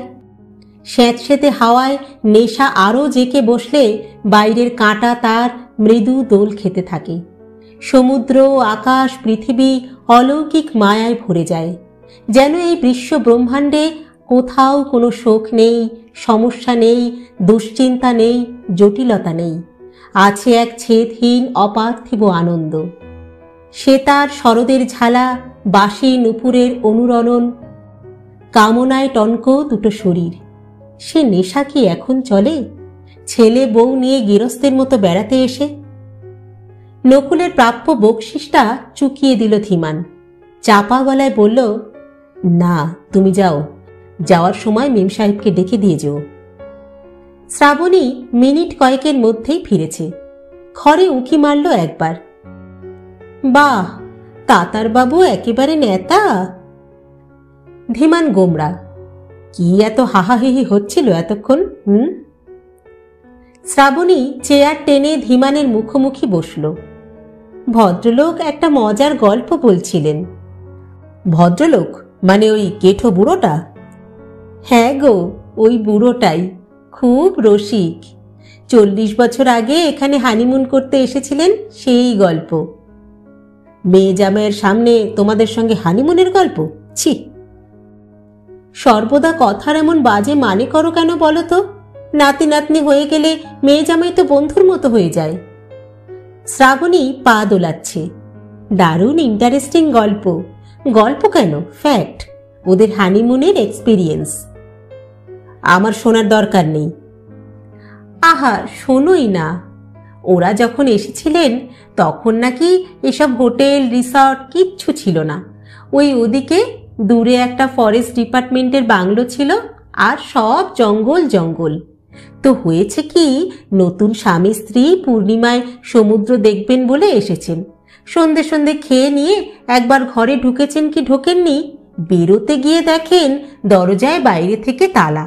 চিৎকার, ডাকাডাকি, দরজা ধাক্কা, কিছুতেই কেউ দরজা খোলে না। থেকে থেকে খালি মাতালের মতো চৌকিদারটার হুঙ্কার শোনা যায়, খবরদার, হুঁশিয়ার। নতুন বউ তো কেঁদে কেটে একসা। এই বুঝি ঘরে ডাকাত পড়ে, এই বুঝি কেউ খুন করতে আসে, কোনো হিংস্র জানোয়ার দরজা ভাঙে। ভদ্রলোকও বউকে সান্ত্বনা দিতে গিয়ে কেঁপে কেঁপে উঠছেন। একবার দরজার ফাঁক দিয়ে উকি মারেন, তো একবার স্ত্রীর মাথায় হাত বোলান, বলেন আমি আছি না, ভয় কিসের। তো ভয়ে ভয়ে রাত তো কোনো মতে কাটল। শেষে ভোর হতে সব ভয়ের অবসান করে তালা খুলে গেছে। চৌকিদার চাবি হাতে দাঁত বের করে হাসছে, বলছে বকশিসটা দিন বাবু, এবারকার মতো আপনাদের প্রাণে বাঁচিয়ে দিলাম। ধীমান ব্যঙ্গ না ছুঁড়ে পারল না। কেন, সমুদ্র থেকে বাঘ উঠেছিল নাকি? ভদ্রলোকও তো ভেবেছিলেন ওই রকমই কিছু অঘটন ঘটেছে।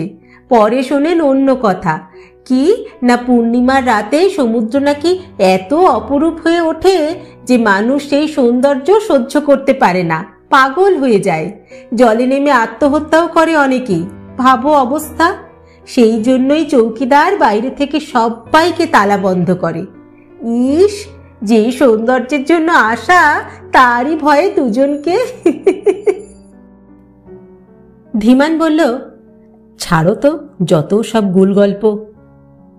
শ্রাবণী বলল, গুলই হোক আর গল্পই হোক, ব্যাপারটা কি আইরনিক্যাল না? তাছাড়া একটা মজাও আছে, তাই শুনেই তো হাসছিলাম। মজা? এরপরেও? হ্যাঁ, মজা। ভদ্রলোকের তখন নাকি তাগড়াই গোঁফ ছিল একটা। সেই গোঁফের ভয়ে নতুন বউ ঠক ঠক করে কাঁপত, সহজে কাছে ঘেঁষত না। হানিমুনে এসেও জড়সড় ছিল ভয়ে। তা সেই যে সে রাতে আরো বেশি ভয় পেয়ে বরের হাত চেপে ধরল, অমনি বর সম্পর্কে ভয়ও ভ্যানিশ। আর ভদ্রলোকেরও নাকি সেদিন থেকেই দুর্দশার শুরু। ওই চেপে ধরা হাত এক চুলও নাকি কোথাও নড়তে দেয় না স্বামীকে। ভদ্রলোক মজা করে বলছিলেন ঠিকই, কিন্তু মুখ চোখে কি স্যাটিসফ্যাকশন, সুখ। চাঁদ নেই, আকাশ লাল হয়ে উঠেছে। সমুদ্রের একেবারে শেষ প্রান্তে ছোট ছোট বিদ্যুতের ঝিলিক। হঠাৎ হঠাৎ আলো উঠছে ঝাউবনে। তারপর যে আধার সেই আধার। ধীমান সহসা প্রশ্ন করল, তখন তুমি কি যেন বলবে বলছিলে? উচ্ছল শ্রাবণী দুম করে চুপ মেরে গেল, অন্যমনস্ক হঠাৎ। ধীমান অধীর হয়ে বলে উঠছিল, কি হলো, বলবে তো? শ্রাবণী সময় নিচ্ছে, উঠে ঘর থেকে জল খেয়ে এলো। আমি একটা চাকরি পেয়েছি। বড় পাথরটা সরে গেল ধীমানের বুক থেকে। না, চতুরতায় কোনো ফাঁক নেই তার। নিশ্চিন্ত মুখে বিস্ময় ফুটল। চাকরি? কি চাকরি? বিরাট কিছু নয়, একটা স্কুলে, প্রাইমারি স্কুল। হঠাৎ চাকরির কি দরকার পড়ল? আশঙ্কা সরে যেতেই ধীমানের অধিকার বোধ চাঙা। তোমার হাত খরচে কম পড়েছে? উত্তর দিতে গিয়ে শ্রাবণী ভাবল সামান্য। তা নয়, নিজের তো একটা রোজগার থাকা ভালো। অনেকদিন ধরেই চেষ্টা করছিলাম, জুটে গেল একজনের প্যাকিংয়ে, সামনের মাসেই জয়েনিং।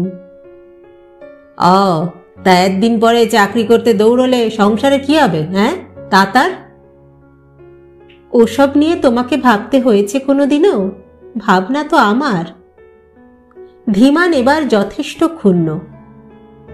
স্ট্রেট বলে দিচ্ছি, আমার মত নেই, এরপর তুমি যা ভালো বোঝো। 2-1 সেকেন্ড পর ধীমান আবার প্রশ্ন করল, মাইনে কত দেবে? সব মিলিয়ে 1000-2-1। শ্রাবণী চোখ তুলল। খুব কম? অন্ধকারে ভ্রু কোচকালো ধীমান, উত্তর দিল না। ধীমান স্বপ্ন দেখছিল, একটা মদ কিভাবে যেন ঢুকে পড়েছে তাদের ঠাকুরিয়ার ফ্ল্যাটে, এলো পাথারে উঠছে, ঠক্কর খাচ্ছে এই দেওয়ালে সে দেওয়ালে, থেমে থাকা পাখায়, সিলিংয়ে। ওইটুকু মথের ডানায় কি জোর! দেওয়াল কেঁপে উঠছে, জানলায় শব্দ ঝনঝন, তীব্র থেকে তীব্রতর। এত উচ্চগ্রামে শব্দ পৌঁছেছে যে কানে তালা লাগার জোগাড়। ধীমান মথটাকে তাড়াতে চাইছিল, পারল না। হঠাৎ কোথা থেকে কনকনে বাতাস এসে কুঁকড়ে দিল শরীর। শীত করছে, ভীষণ শীত। শব্দ আর শীতের অভিঘাতে ধীমানের ঘুম ছিঁড়ে গেল। ধর্মর করে বিছানায় উঠে বসেছে। চোখ খুলেও প্রথমটা বুঝতে পারল না সে এখন ঠিক কোথায়। চাঁদিপুরের 12 নম্বর ঘরটাকে চিনতে 2-1 মুহূর্ত সময় লেগে গেল। বাইরে উন্মত্ত ঝোড়ো বাতাস বইছে, সে বাতাসি শব্দ করে ঝাঁকাচ্ছে জালনা দরজা। শীতলতা ঢুকিয়ে দিচ্ছে তার হাড় পাজরায়। কখন এমন ঝড় উঠল? বাইরের আলোগুলো সব নিভে গেছে। অন্ধকারে ধীমান পাশের খাটের দিকে তাকালো, কিছুই পরিষ্কার দেখা যাচ্ছে না। রাত কত এখন? অন্ধের মতো হাতড়ে হাতড়ে ঘরের আলো জ্বালল ধীমান। তাতার অঘোরে ঘুমোচ্ছে। দরজা খোলা, শ্রাবণী ঘরে নেই। চোখ রগড়াতে রগড়াতে ধীমান ঘড়ি দেখল, 2:20। কোথায় গেল শ্রাবণী? বাথরুমে নেই বোঝা যাচ্ছে, বাথরুম অন্ধকার। ঘুম চোখে ধীমান দরজায় এলো। বারান্দার এক কোণে চেয়ারে গুটিসুটি হয়ে বসে আছে শ্রাবণী। শ্রাবণীকে ঘিরে অন্ধকারের আস্তরণ। ধীমান জড়ানো গলায় ডাকল, বাইরে বসে কি করছো এত রাত্রিরে? অন্ধকার নড়ল না। ওভাবে বসে থেকো না, ঘরে এসো, ঝড় উঠেছে, ঠান্ডা লেগে যাবে। অন্ধকার নিঃসাড়। ধীমান অন্ধকারের কাছে গেল। কি হলো তোমার? কি ভাবছো বসে? অন্ধকার সামান্য কেঁপে উঠল। কিছু না, এমনি। ধীমান অন্ধকারে শরীর ছুঁল, হাত বোলালো মুখে গলায় হাতে। ইস, হাত পা একদম ঠান্ডা হয়ে গেছে। ধীমানের উত্তাপ একটুও নিল না শ্রাবণী। তুমি শো গিয়ে, আমার ঘুম আসছে না। আরো নিবিড় হলো ধীমান। কি ভাবছো আমাকে বলবে না? ভদ্রলোকের গল্পটা ভাবছিলাম। শ্রাবণীর কণ্ঠ বরফ যেন। কালই তো পূর্ণিমা, তাই না?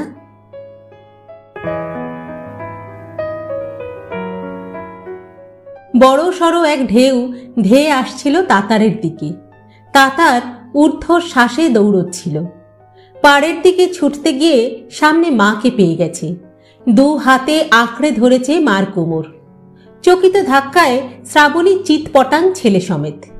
মা ছেলের মুখের উপর আছড়ে পড়ল ঢেউটা। দু তিনটে ঘুরপাক খেয়ে দুজনেরই দিশে হারা হাল।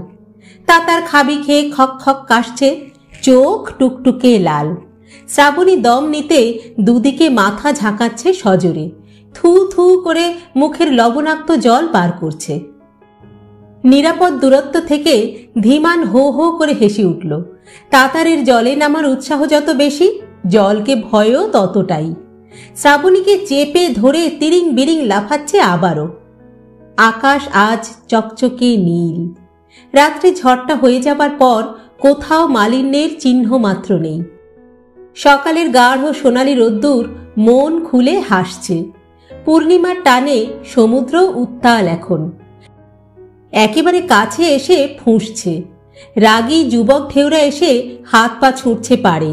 বোল্ডারে আছাড় খেয়ে লাফিয়ে লাফিয়ে উঠছে। স্নানার্থীদের ভিড়ও হয়েছে বেশ। আশেপাশের হোটেলের বাসিন্দারা নেমে এসেছে সমুদ্রে। সবাই যে সমুদ্র স্নানে উৎসাহী তা নয়। কারুর কারুর জল ছুঁয়েই আনন্দ, ধীমানের মতো। ধীমান কখনো তেমন করে জলে নামে না, দোলন ডাকলেও নয়। মাঝে মধ্যে ঢেউয়ে নেমে একটু জলের স্পর্শ নিয়ে আসা, ব্যাস। তারপর জলে পা ডুবিয়ে বসে ভেজা গায়ে অস্থির হুটোপুটি দেখা দোলনের। এই মুহূর্তে শ্রাবণীর। তাতারকে রেখে শ্রাবণী আড়াআড়ি ভাবে প্রবেশ করছে সমুদ্রে। শাড়ির আঁচল কোমরে শক্ত করে জড়ানো। ছোট ছোট ঢেউ আলতো চাপড়ে সরিয়ে দিচ্ছে। টপকে পার হচ্ছে মাঝারি ঢেউ। বড় ঢেউ দেখলে ডুব দিচ্ছে জলের নিচে।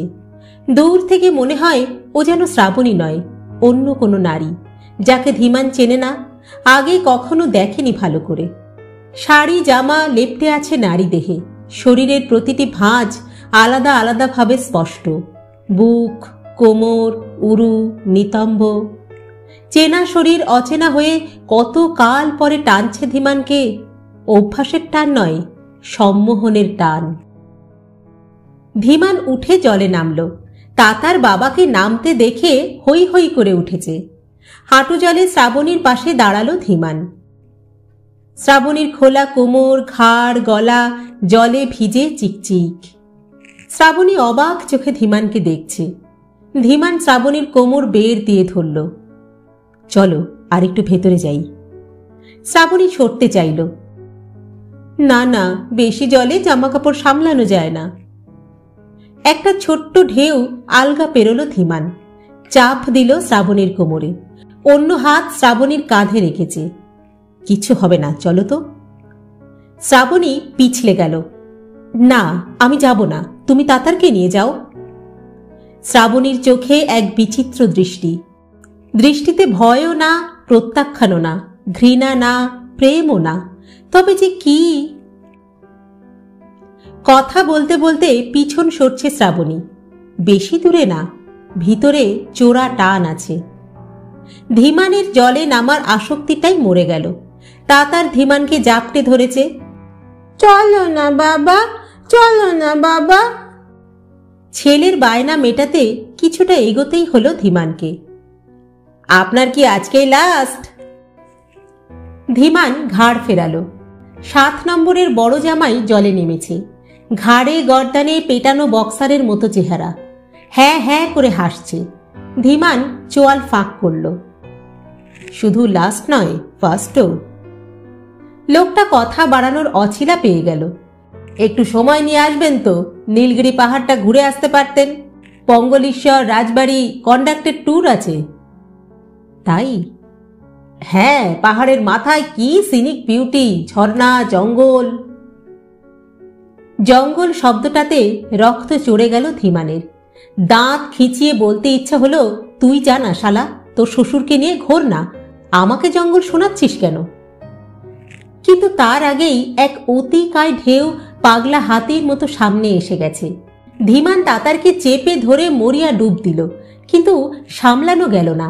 ধীমানের হাত ছিটকে তাতার ঢেউয়ের সঙ্গে ভেসে যাচ্ছে। ডিগবাজি আর ঘষা খেতে খেতে লুটিয়ে পড়ল পাড়ে। মুহূর্তে শ্রাবণী লাফিয়ে এসেছে। ঢেউ তাতারকে ফিরিয়ে নিয়ে যাওয়ার আগেই ছেলেকে আঁকড়ে ধরল। তার চোখে মুখে স্পষ্ট আতঙ্কের ছাপ। ধীমান জল থেকে বেরিয়ে এলো। কিরে, লেগেছে? তাতারের মুখ দিয়ে লালা গড়াচ্ছিল। চোখ মুখ জলে বালিতে পরিপূর্ণ। শ্রাবণীর চোখে ঝাঁঝ। ছেলের হাতই ধরে রাখতে পারো না, আবার আমাকে নামাতে চাইছিলে? একটু আগের রাগটা দপদপিয়ে উঠল ধীমানের। ক্রুদ্ধ স্বরে বলল, আমি কি ইচ্ছে করে? থাক, সাফাই গাইতে হবে না, আমি বুঝে গেছি। তটের প্রান্তে ঝাউ গাছের সারি। শ্রাবণী তাতারকে নিয়ে সেখানে গিয়ে বসল। তোয়ালেতে ছেলের গা মাথা মুছছে যত্নও করে। ধীমান দাপাতে দাপাতে সামনে এসে দাঁড়ালো। তার শার্ট প্যান্টের পকেট বালিতে বোঝাই। খামচে খামচে ভিজে বালি বার করল কিছুটা। তাতারের হাত ধরে টানল। আয়, আরেকবার যাই। শ্রাবণী কঠিন। না, তাতার আর যাবে না। হে, যাবে না? ধীমান ভেঙচি উঠল। আমার ছেলেকে নিয়ে আমি যেখানে খুশি যাব, চল তো তাতার। শ্রাবণী কঠিনতর। না, আমি বলছি যাবে না, তাতার যাবে না। ধীমান রাগে স্তম্ভিত। ছেলে তার এত ন্যাওটা, তবু সেই ছেলে মাকে ছেড়ে একটুও নড়ছে না। এ যেন ছেলেকে সামনে রেখে শ্রাবণেরই কোনো অঘোষিত যুদ্ধ। হেরে যাচ্ছিল, ভীষণভাবে হেরে যাচ্ছিল ধীমান। এই মুহূর্তে ধীমান যদি বালিতে মুখ মুছতে পারত। ধীমান বিড়বিড় করে উঠল, বাড়াবাড়ি, সবসময়ই বেশি বাড়াবাড়ি। পলকে শ্রাবণী ছেলেকে নিয়ে দাঁড়িয়ে পড়েছে। আমরা কটেজে ফিরছি। কাঠের গেট দিয়ে শ্রাবণী ঢুকে যাওয়ার পরও ধীমান কটমট করে তাকিয়ে রইল সেদিকে। হিংস্র রাগ ফনা তুলছে শরীরের কোষে কোষে। দিকবিদিক জ্ঞান শূন্য হয়ে হঠাৎই খ্যাপা মোষের মতো ছুটল সমুদ্রের দিকে। উন্মাদের মতো লাফালাফি করছে জলে, একা একাই। আশেপাশের মানুষজনের দিকে ভ্রুক্ষেপ নেই, শুধু নিষ্ফল আক্রোশে ঘুষি চালাচ্ছে ঢেউয়ের গায়ে, যেন ঘুষির জোরেই সমুদ্রকে চুরমার করে দেবে। নাকে মুখে জল ঢুকে গেল, তবু লড়ে যাচ্ছে ধীমান। লড়ছে। ধীমান হাঁপিয়ে উঠল এক সময়। এ এক অসম যুদ্ধ। ঢেউয়েরা আসছে তো আসছেই, অসংখ্য, দুর্নিবার। পরাজিত ধীমান ফিরছে এবার, মাথা নিচু করে। যেতে যেতে ফিরে তাকাচ্ছে অশান্ত সমুদ্রের দিকে। সমুদ্রকে এত নির্মম আগে কখনো মনে হয়নি ধীমানের।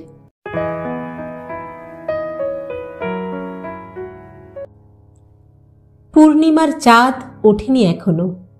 গহীন আধারে ডুবে আছে বিশ্ব চরাচর। সমুদ্রের স্বর ধীরে ধীরে গর্জন করে উঠছে। বাতাস চঞ্চল। সমুদ্র কাছে সরে আসছে, জল বাড়ছে। ধীমান টর্চ ফেলে শ্রাবণীকে খুঁজছিল। আলো থেকে নিশ্ছিদ্র অন্ধকারে এসে হঠাৎ পৃথিবী লুপ্ত যেন। সমুদ্র দেখা যাচ্ছে না। মনে হয় সামনে শুধু এক অনন্ত মহাগহ্বর। কি বিশাল তার হাঁ! কাঠের গেট ধরে ছেলেকে নিয়ে দাঁড়িয়ে রইল ধীমান। নুনে খাওয়া বাঁধানো সিঁড়ি বোল্ডার ছুঁয়ে হারিয়ে গেছে। ভাঙা ধাপিতে এই রিসর্টেরই কয়েকজন ট্যুরিস্ট অশরীরী ছায়ার মতো এখানে সেখানে বসে চাঁদের প্রতীক্ষায়। ধীমান সেখানে শ্রাবণীকে দেখতে পেল না। বিকেলবেলা তাতারকে নিয়ে একটু বেড়াতে বেরিয়েছিল ধীমান। সারা দুপুর সে গোঁজ হয়েছিল। শ্রাবণীও বিশেষ কথাবার্তা বলেনি। বেড়াতেও বেরোলো না বিকেলে, ছেলের টানাটানিতেও না। মাথা ধরেছে, মরুককে, ধীমানের অত যেচে মান ভাঙানোর দায় নেই। তাতার খুশি থাকলেই যথেষ্ট। তাতারকে নিয়ে একটা গোটা জনপদ টোটো করে চষেছে ধীমান। খাঁচার হরিণ দেখিয়ে ছেলেকে আহ্লাদে আটখানা করে দিয়েছে। ছেলের পছন্দসই আইসক্রিম জোগাড় করে তাকে তাক লাগিয়ে দিয়েছে। এখন শুধু রাতটুকু পার হলেই বুক ভরে নিঃশ্বাস টানল ধীমান। আহ, বন্দি দশা থেকে মুক্তি! আবার কলকাতা, আবার দোলন। তাতার সিঁড়ি বেয়ে নেমে গেছে। বোল্ডারের পিছনে বসে ৮ নম্বর ঘরের বাচ্চাটার সঙ্গে গল্প জুড়েছে। ওই তো শ্রাবণী, ওই তো ডান দিকের বোল্ডারে বসে আছে। সাবধানে পাথর টপকে সেখানে পৌঁছল ধীমান। কটেজের চাবিটা দাও তো। শ্রাবণী চমকে ফিরেছে। ও, তুমি? কটেজ বন্ধ করে এখানে বসে আছো? আমি কাহা কাহা খুঁজে বেড়াচ্ছি। চাবি তো কাউন্টারে রাখা আছে, ম্যানেজার বলেনি? ধীমান ফিরতে যাচ্ছিল। শ্রাবণী আচমকা ডেকেছে, শোনো। রাতের মিল তো, বলা হয়ে গেছে। ভোরের অটোরিকশাও ফিট করে এসেছি, কটেজে এসে ডাকবে। ওসব না, বসো না একটু এখানে। শ্রাবণীর স্বর গভীর, এত গভীর যে ধীমান ফিরতে পারল না। পাশের পাথরে বসল। শ্রাবণী হাঁটুতে থুতনি ঠেকালো। কাল তোমাকে পুরো কথাটা বলিনি, আমার আরো কিছু বলার ছিল। ধীমান একটা গন্ধ পাচ্ছিল, কটু নোনা ঘ্রাণ। শ্রাবণী লম্বা শ্বাস ফেলল, বলল, আমি তোমার সঙ্গে আর থাকবো না। কথাটা এতই আকস্মিক, এতই অপ্রত্যাশিত যে ধীমান প্রথমটা হৃদয়ঙ্গমই করতে পারল না। লঘু গলায় বলে ফেলেছে, কেন, এত কি রাগ হলো হঠাৎ? রাগও নয়, হঠাৎও নয়। শ্রাবণী হাঁটু থেকে থুতনি তুলল না।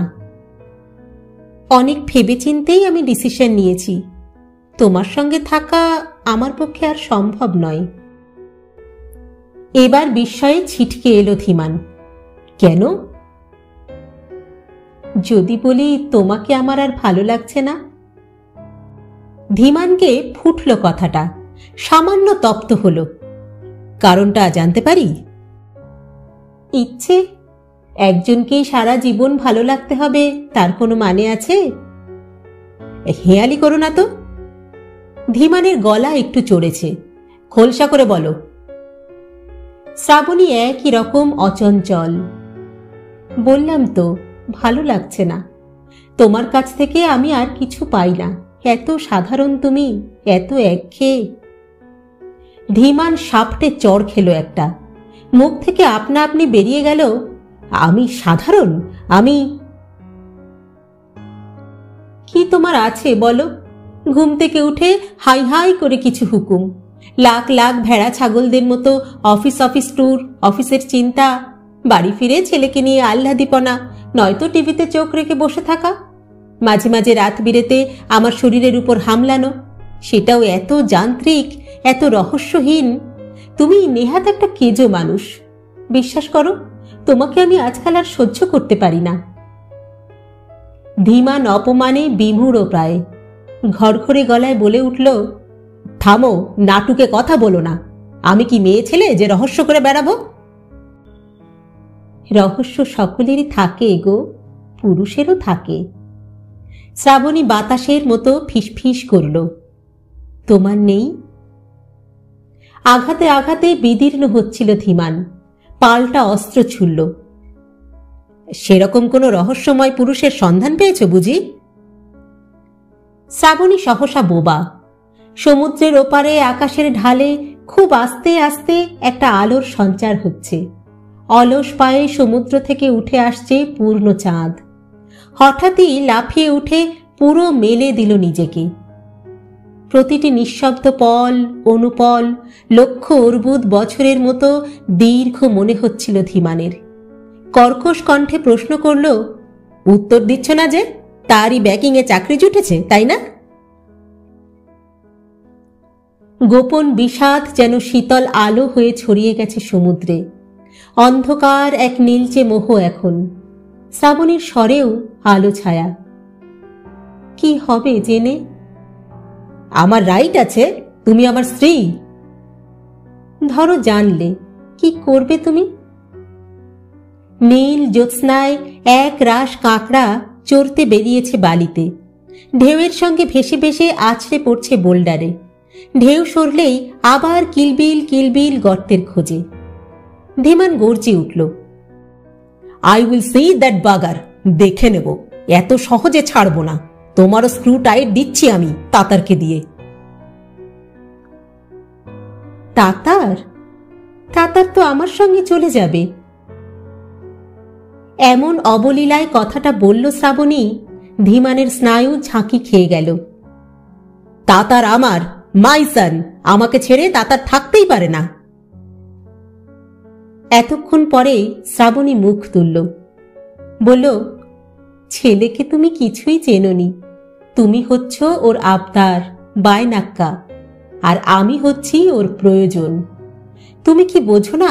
তুমি শুধুই ওর রিলিফ, যেমন তোমার দোলন। সমুদ্র নিমেষে স্থির, বাতাস নিষ্পন্দ। ধীমান অসাড়। কে দোলন? শ্রাবণী মুঠোয় ধরা ৩-৪টে কাগজ এগিয়ে দিল ধীমানের দিকে। সমুদ্র গর্জন চতুর্গুণ হয়ে ফেটে পড়ছে। ধীমান হাত বাড়াল না। পাংশু মুখে জিজ্ঞাসা করল, কি ওগুলো? তোমারই জিনিস। এই রিসর্টের বিল। অক্টোবরের আছে, ডিসেম্বরের আছে, মার্চের আছে, লাস্ট এপ্রিলেরও। চাঁদ স্পটলাইট হয়ে আলো ফেলেছে ধীমানের মুখে। ধীমান চাঁদটাকে সহ্য করতে পারছিল না। মুখ নামিয়ে নিল। কোথায় পেলে? শ্রাবণীর চোখে চাঁদের কিরণ। তুমি বড় অসাবধান। প্যান্টের পকেটে রেখে প্যান্ট কাচতে দাও, শার্টের বুক পকেটে অবহেলায় ফেলে রাখো, ব্রিফকেসে রেখে সেখান থেকে টাকা বার করতে বলো আমাকে। ভুল তো তোমার একবার নয়, বারবার। পূর্ণিমার ঢেউ বোল্ডারে মাথা কুটছে। উৎক্ষিপ্ত জলকণায় ভরে গেল ধীমানের মুখ। শ্রাবণী উঠে দাঁড়াল। কাকে তুমি ঠকাতে চাও ধীমান? আমাকে, দোলনকে, নাকি নিজেকেই?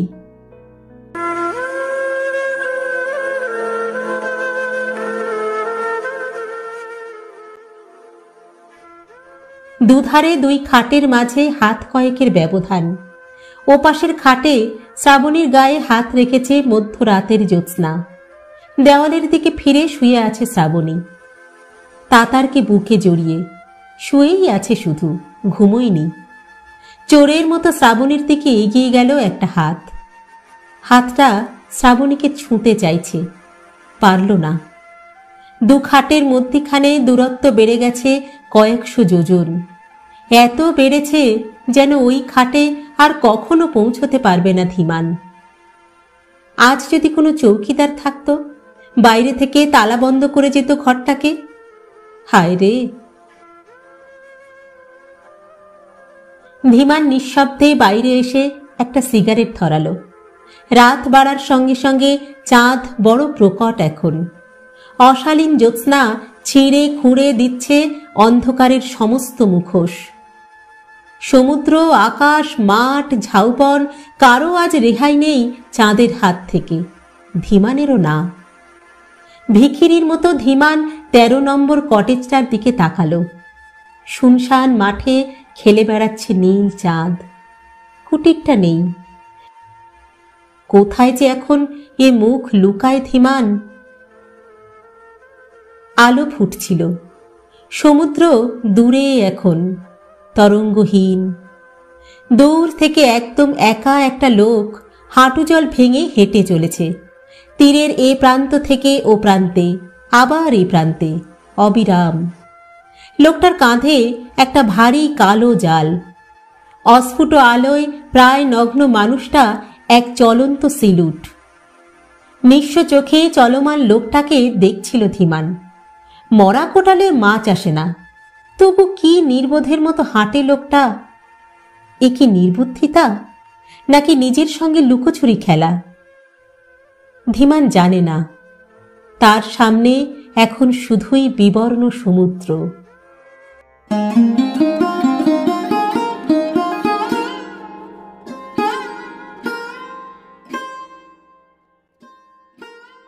শেষ হলো সুচিত্রা ভট্টাচার্যের সামনে সমুদ্র।